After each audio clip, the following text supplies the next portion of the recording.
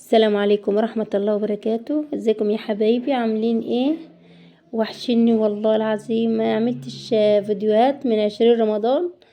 آه، وحشني. انا قلت النهارده يعني ايه نعمل روتين حلو كده مع بعض. زي ما شايفين انا صاحيه من النوم الساعه 6. دورت الغساله نغسل الغسيل، وطلعت طبعا فراخ تفكه كده من الفريزر، وطلعت جزازة لبن.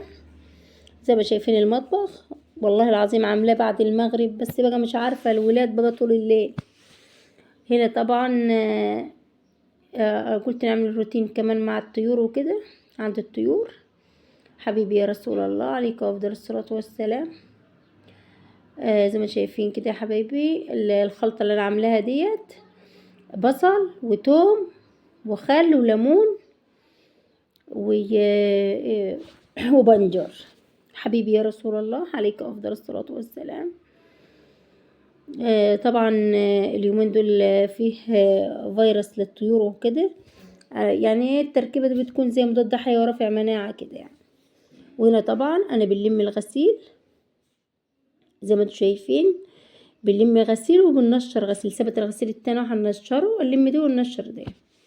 حبيبي يا رسول الله عليك افضل الصلاة والسلام. كده انا نشرت الغسيل ولميت برضو ثبت، هننزل نطبقه كده. حبيبي يا رسول الله عليك افضل الصلاة والسلام. هنا طبعا في الوقت ده كنا الساعة 8 الصبح. شوفوا الجو عندنا جميل ازاي ما شاء الله، زي ما شايفين يا حبايبي. حبيبي يا رسول الله عليك افضل الصلاة والسلام. لا اله الا الله. هنا طبعا الاسفلت قدام بيتنا كده على طول، وزي ما شايفين كده. حبيت نوريكم الجو الصبح كده جميل والله العظيم، وهدوء وجميل خالص. هنا طبعا نزلت طبعا ايه بعد ما نشرت الغسيل كده وخلصت غسيل، وحطيت للطيور. هنا طبعا نغسل ايه شوية الصحون دولت، ونبدأ بقى نعمل اكلنا وكده ونروج الشقة. حبيبي يا رسول الله عليك افضل الصلاة والسلام. كل الامهات مش عارفة زيي ولا انا لوحدي الصراحة يا جماعة. انا غسل المواعين بالليل يعني بعد العشاء، يعني كل الصحون ديت وبلادي عاملينها بالليل من العشاء كده لاخر السهرة. ماشي.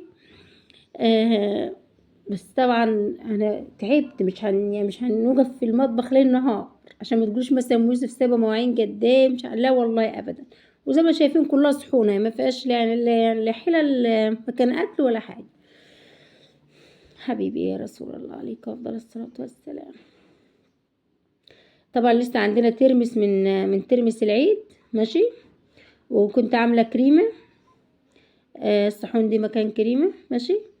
اطباق كريمه كده، اللي يشد الطبق من التلاجة ياكل طبعا كريمه ويسيب الطبق في المطبخ بالليل. ماشي. وطبعا اللي يسلق بيض بالليل وياكل ويحضر لنفسه لقمه كده من الولاد، واللي يعمل شاي. سبحان الله، يا ربنا يخليهم لنا وخلاص. هنعمله ايه؟ حبيبي يا رسول الله عليك افضل الصلاه والسلام.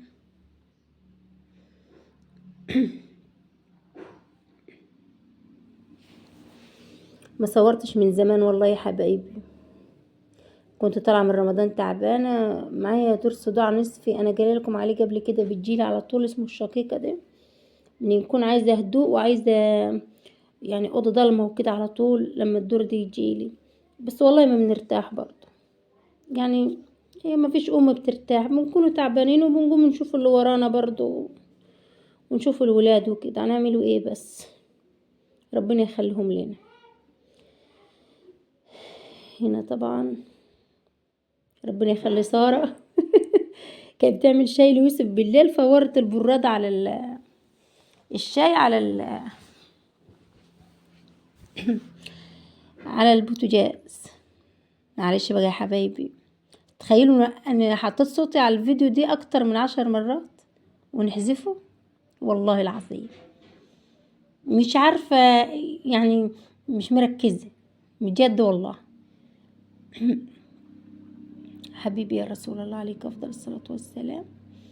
طبعا حبايبنا اللي في يعني ايه في الدول التانية احنا بنقول على براد الشاي براد الشاي. انت عندكم بتقولوا على البراد دي التلاجة صح؟ يعني تلاقي الكلام كله مختلف عن بعض. حبيبي يا رسول الله عليك افضل الصلاة والسلام. القماشة اللي معايا دي قطن وجميلة وبتلم البوتاجاز في ثواني. دي صراحة كانت جيبة قطن بتاعت يارا بنتي. قصتها فوت كده. حبيبي يا رسول الله عليك أفضل الصلاة والسلام. هنا طبعا زي ما انتم شايفين كده حبايبي، أنا روقت المطبخ وغسلت الرخام ده وغسلت البوتاجاز والمواعين ماشي، وغسلت الغسيل ونشرته. كانت كده الساعة 9، وطبعا طرحت للطيور بتاعتي وروقت شقتي. هنا طبعا نعمل بس محلول كده ننجح فيه الفراخ. ضفت مية وليمون، وهنضيف ملح ودقيق وخل. في ناس ما بتحطش خل، بس صراحة انا متعودة نحط خل على طول. هنا طبعا حطيت دقيق. حبيبي يا رسول الله عليك افضل الصلاة والسلام.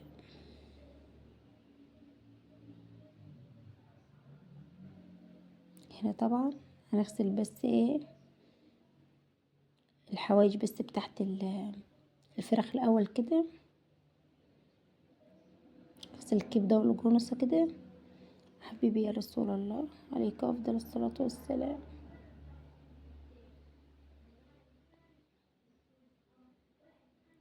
اللهم صل وسلم وبارك على سيدنا محمد وعلى اهله واصحابه اجمعين. حبيبي يا رسول الله عليك افضل الصلاة والسلام.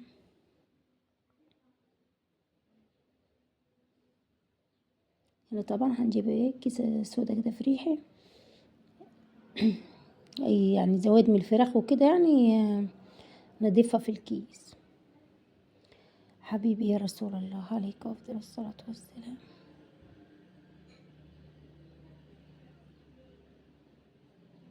هنا طبعا هنقطع الفراخ كويس. اللهم صل وسلم وبارك على سيدنا محمد واهله واصحابه اجمعين.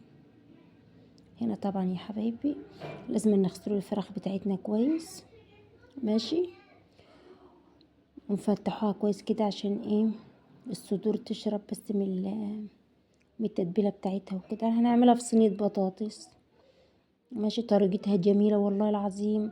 هنعمل بطاطس على كوسه كده ماشي، هتشوفوا الطريقه جميله ما شاء الله ما شاء الله، يعني ريحتها حلوه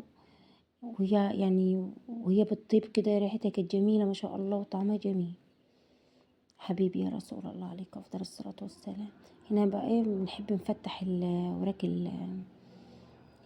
الفراخ كده والصدور بالسكينة كده، نغسلها غسلة كويسة خالص ماشي، وهنضيفها في ايه في المحلول.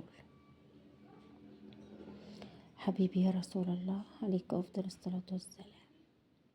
بس يا حبايبي الفراخ دي لما بنجيبها ماشي، انا ما نقطعهاش، يعني هي بنعمل لها برضو محلول زي كده ونحطها ماشي، نشطفها شطفة حلوة تحت الحنفية ونحطها في محلول ساعة او نص ساعة كده ونشيلها نحطها في الفريزر. بس ما نكونش طلعت الزوائد اللي في قلبها ولا حاجة، يعني ما نكونش قطعتها ولا فتحتها ولا حاجة. وطبعا لما بنطلعها كده بنحب ايه نغسلها تاني ونعملها برضو. حبيبي يا رسول الله عليك افضل الصلاة والسلام.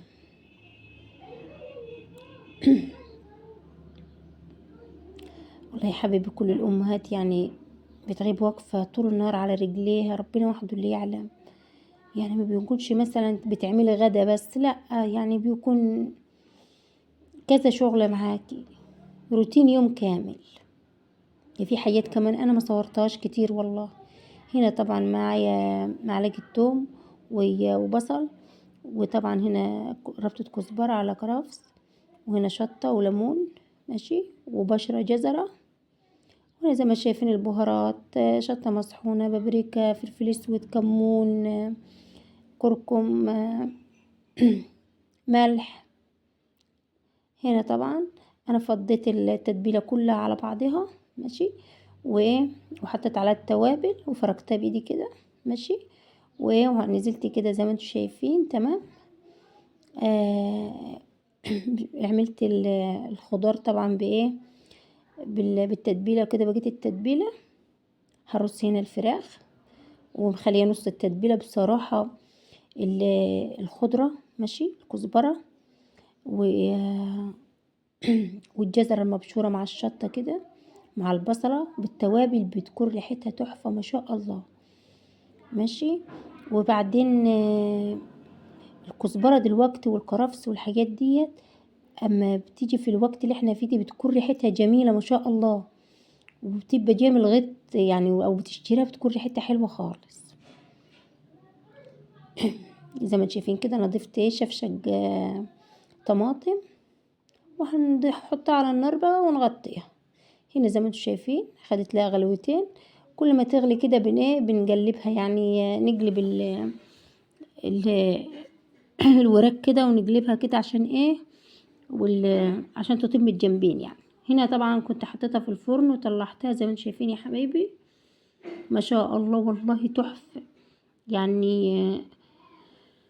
جربوا الطريقه ديت واعتمديها، تحس كده يعني البطاطس دايبه كده وجميله ما شاء الله، والكوسه والفراخ حلوه وطيبه يعني واخده ايه حاجه في الطياب كده جميله ما شاء الله.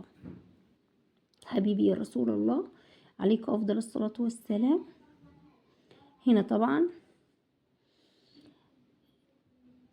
هنا عملت رز ابيض برضو. انا على فكره بنعمل الرز الابيض زي اللي بنعمله في الحله يعني بكوبايه لبن برضو ونضيف له ميه زي ما نكون هنعمل برامه في الفرن عادي. وخصوصا في الحله التيفال دي بتكون جميله قعرة، بيكون احمر من تحت كده وجميل. ما تنسوش يا حبيبي تصلوا على الحبيب المصطفى عليه افضل الصلاه والسلام. حبيبي يا رسول الله عليك افضل الصلاه والسلام.